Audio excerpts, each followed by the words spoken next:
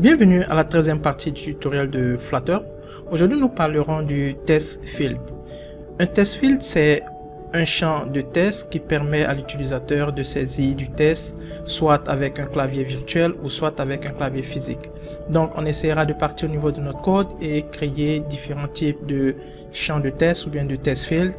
Et après, vous essayerez de comprendre comment tout ceci fonctionne. Donc, on part au niveau du code de notre environnement de développement. Donc vous aviez toujours le même code, rien ne change, on a toujours les mêmes informations, on a le package de Dart qui est importé, ici tout est correct, on descend, on va toujours au niveau du stateful. Donc à ce niveau là on va devoir créer notre champ de test. Donc pour effectuer le champ de test, vous aviez effectivement le nom champ de test, ou bien on peut l'appeler test field. Donc on a ici le test field.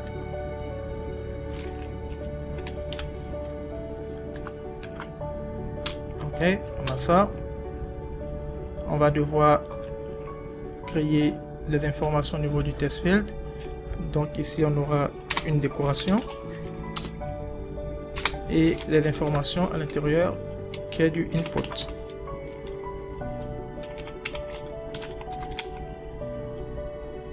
Input décoration, ok. Et ici on aura un label, on va devoir ajouter un label. Donc ici on a le label test, on aura par exemple quel nom, on va ajouter comme nom, par exemple nom.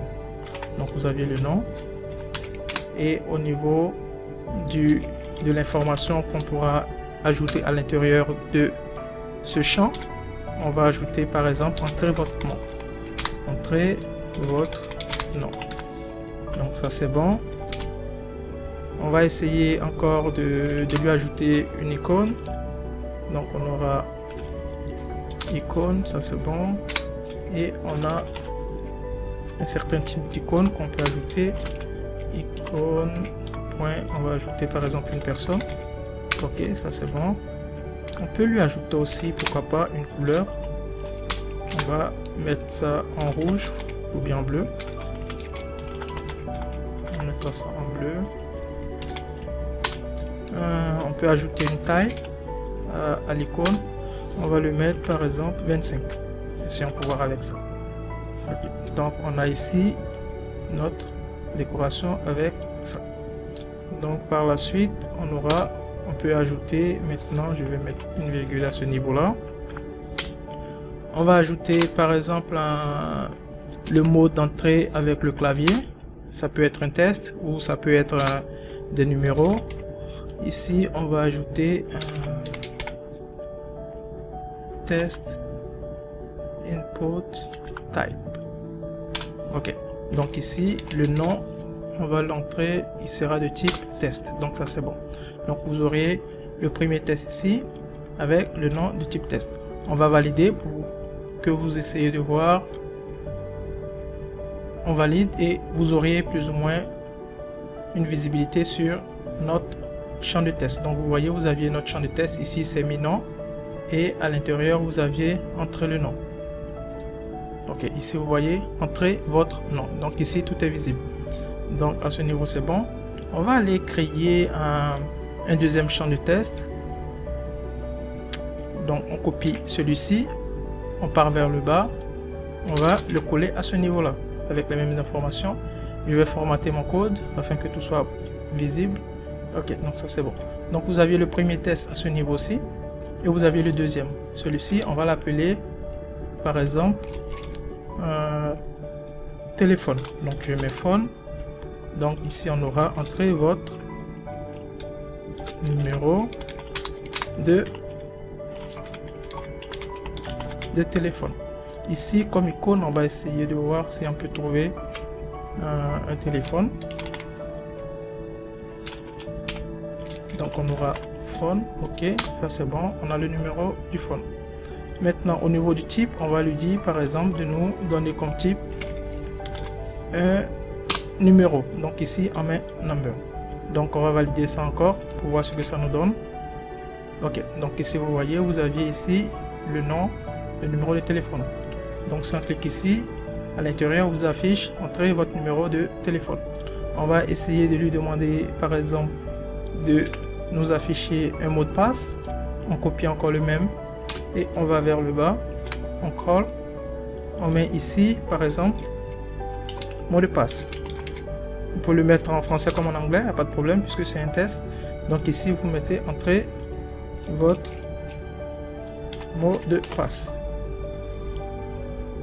Donc ici je vais le mettre par exemple en rouge puisqu'il est très important et c'est bon.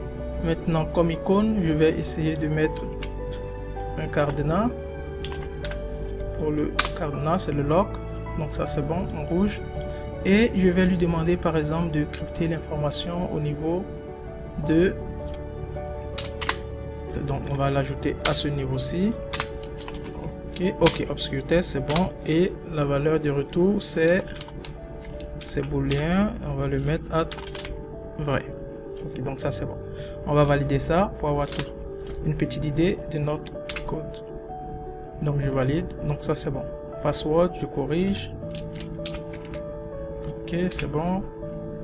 C'est bon. Donc là vous aviez le nom, vous aviez le numéro de téléphone, vous aviez le mot de passe. On va rentrer par exemple le nom.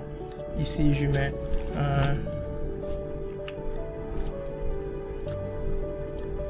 Patrick Codeur.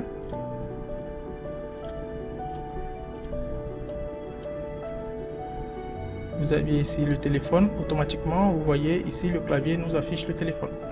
Donc le téléphone, je mets par exemple ce numéro là, c'est le numéro de téléphone. Et ici au niveau du mot de passe, on a ici ok. Vous voyez ici l'erreur, au niveau du mot de passe on a mis numérique. On va essayer de le changer pour qu'il soit aussi de type test. Ok, et derrière on va valider afin que le clavier qui vient nous afficher ici ne soit pas de type test. Donc là c'est bon, on a changé, on a mis de type test et là il nous affiche toutes les informations. Donc on met un mot de passe et les informations à l'intérieur sont cryptées. Donc voici plus ou moins comment fonctionne le champ au niveau de Flutter. Donc on a nos trois champs, on va essayer d'aller un tout petit peu en avant à ce niveau là. Donc on va essayer d'ajouter certaines informations. Autocorrect, ok, on le met en vrai, ça va permettre de donner plus d'informations. On aura encore le focus, on aura en vrai, on va l'effectuer seulement au niveau du nom. Ok, donc après ça on va essayer d'ajouter d'autres fonctions. Je vais peut-être voir si on peut ajouter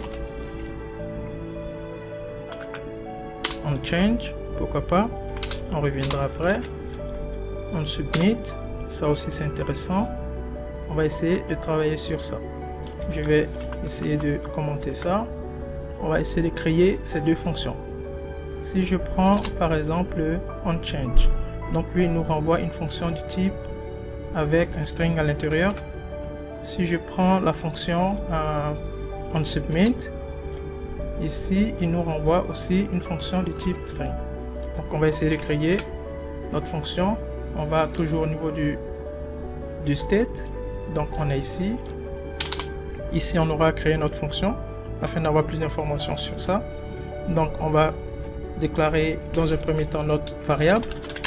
La variable elle est, on va l'appeler valeur.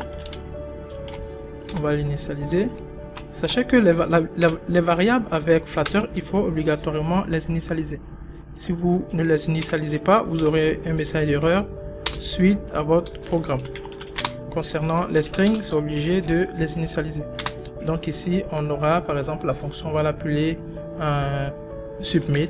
On peut l'appeler submit, pas de problème, ou bien sub. C'est la même chose, vous l'appelez comme vous le désirez. Et comme mentionné au niveau du pop-up, on a eu à avoir un string. Donc ici, on va mettre un string, on va mettre par exemple un A, ok. Et qu'est-ce que ça nous retourne? On va ajouter un setState, pourvu que lorsqu'on clique sur le bouton, on aura une information qui va être récupérée. Donc on récupère par exemple notre variable qui est value, et cette variable en question, elle va nous retourner l'information. Donc ici par exemple, je vais lui dire de nous retourner envoyé, par exemple, message envoyé. peut mettre message envoyé. Et ici, je vais tout simplement ajouter la valeur. Donc ça sera la valeur en question que nous récupérons. Ici c'est bon. On termine ici avec un point virgule. Ça c'est correct. Donc ça c'est la valeur. Ça c'est pour envoyer, c'est submit. Je vais mettre submit, que ça soit plus clair. Donc message envoyé. On va créer une deuxième fonction. Ici on va voir affichage par exemple. Affichage comme message. Ici je vais mettre par exemple B et on aura valeur, et cette valeur va retourner par exemple ici la valeur B, et ici on mettra par exemple bienvenue.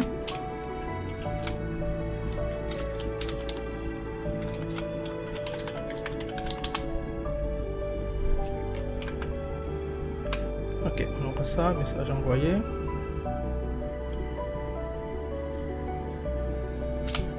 On peut mettre un 2 points, je vais enlever. Ok. Donc vous aviez vos deux fonctions, vous avez la première qui est submit, vous avez la deuxième qui est affichée ou bien change. Ok. Donc on va partir au niveau de notre fonction. À ce niveau-ci, on va appeler la fonction que nous avions créée. Donc la fonction c'était affichage. Il nous l'affiche. Et la deuxième pour l'envoi c'était submit. Donc on va mettre submit, c'est-à-dire envoyer par exemple. Submit, ok, ça c'est bon, et là ça sera correct. Donc on va essayer de ajouter un test à ce niveau là, pourvu que l'information que nous rentrons s'affiche au niveau du test.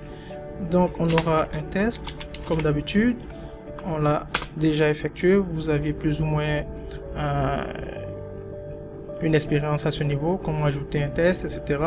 Donc on va appeler la valeur que nous avions déclaré. Donc on a valeur, donc cette valeur va s'afficher dans le test. On va lui ajouter un style pourvu qu'il soit visible à notre niveau. Donc on aura le test style. Ok, ça c'est correct. Et derrière maintenant on va essayer de lui ajouter une taille, un size. On va lui mettre par exemple à 20.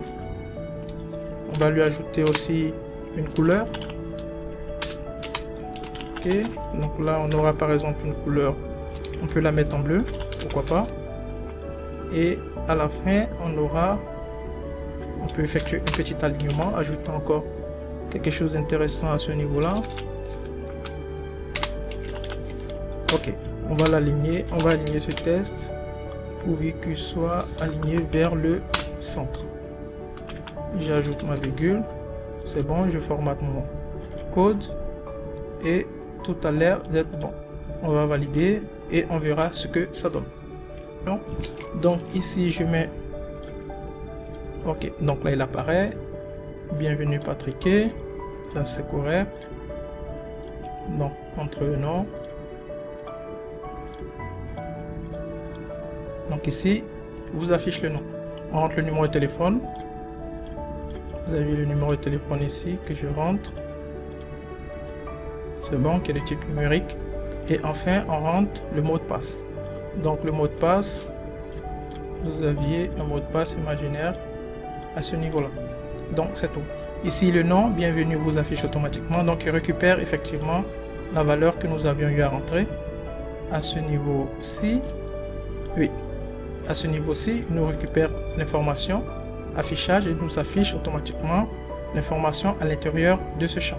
Donc il nous affiche bienvenue Patrick codeur. Donc le nom qui sera ajouté au niveau du champ nom, c'est cette information qui sera à ce niveau-ci. Donc c'est bon, le numéro de téléphone, et on va exécuter la fonction submit. Donc on clique sur ça après avoir cliqué et c'est bon. Donc là c'est considéré comme submit. Donc ça veut dire que ici si je pars au niveau de du nom, je valide. Je crois que ça devrait fonctionner. Si je pars au niveau de password ou bien de phone, ça ne fonctionnera pas parce qu'on n'a pas appelé ces fonctions à ce niveau-là. Donc vous ne pourrez pas avoir les informations qui changeront. Donc ici, il faut obligatoirement se mettre au niveau de Patrick codeur. Donc si je me mets au niveau de Patrick codeur, au niveau du nom, je valide. Et là, vous aviez message envoyé Patrick codeur. Donc ça c'est déjà bon. Ça veut dire que si vous aimeriez avoir ce même message, alors on doit ajouter les deux fonctions au niveau des deux autres champs. Donc on va vérifier ça aussi. Donc si on copie normalement ces deux fonctions, on va la coller au niveau de notre numéro de téléphone. Je viens ici, je la colle. Donc ici vous auriez comme information le numéro de téléphone qui s'affichera. Donc ça, vous aurez comme information, vous aurez bienvenue et ça sera le numéro de téléphone. Donc c'est intéressant. Et, normalement cette fonction doit être ajoutée au niveau seulement du nom. Donc si on vérifie ça, on va cliquer au niveau de Patrick Codeur. Donc on va essayer d'ajouter une information au niveau du téléphone. J'ajoute un 2. Vous voyez bienvenue et il affiche le numéro de téléphone. Donc à ce niveau là c'est pas intéressant. La seule chose qu'il faut l'ajouter au niveau du nom. Donc on va tout simplement ici supprimer ça et le code sera correct. Donc tout est bon. Donc si on revoit le processus, je clique sur le nom, c'est correct. Je vais ajouter par exemple un S, je vais le supprimer et automatiquement vous aviez le nom. Au niveau du numéro de téléphone, on ajoute un commentaire. Si j'ajoute un numéro, rien ne change. Ça c'est correct. Le mot de passe aussi, c'est correct. Donc tout se trouve au niveau du nom. On valide et vous aviez message envoyé Patrick Codeur. Donc ici, voici plus ou moins toutes les informations fournies concernant le test field ou le champ de test. Vous pourriez vérifier à votre niveau et nous faire savoir si vous aviez toujours peut-être des problèmes. Nous, on pourra vous venir en aide suite aux commentaires pour vous aider. Merci encore du suivi et à la prochaine pour le second tutoriel.